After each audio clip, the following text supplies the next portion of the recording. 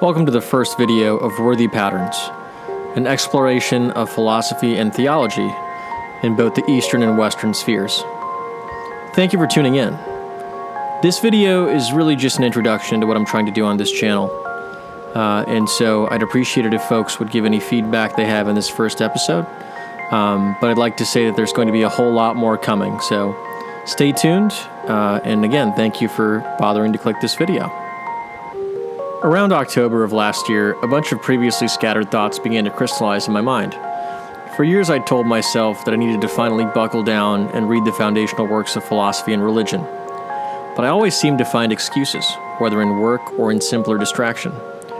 Critical reading as a side quest was always a bridge too far for me. It had this sort of aesthetic attraction, but it lacked any sort of practical pull. Now, over the past several years, it feels like we've collectively sank into a cultural malaise of sorts.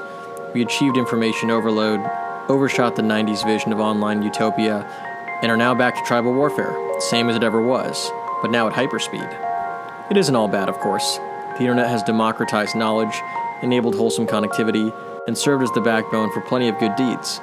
It's just increasingly difficult to separate the wheat from the chaff.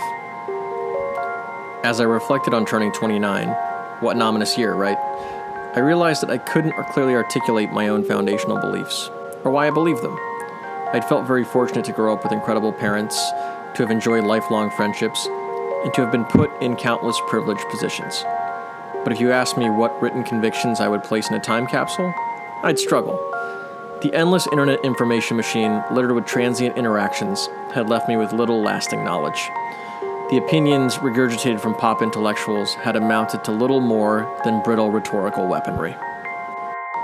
I realized that I had an interesting position as someone born and raised in the heart of the Protestant Midwest to Hindu immigrants. Though I'd never bothered to rigorously delve into Western or Eastern thinking, I had been gifted with the native familiarity with both realms. The mythological and philosophical fragments, from Athens to Ayodhya, were deeply integrated in my subconscious, but they lacked depth and proper articulation. Here begins a humble journey to remedy that. My plan is to walk forward from the foundational text in philosophy and theology, for both the Judeo-Christian West and the Dharmic East. My videos here will likely swing between different material, as I'm concurrently progressing through collections of different readings and different texts.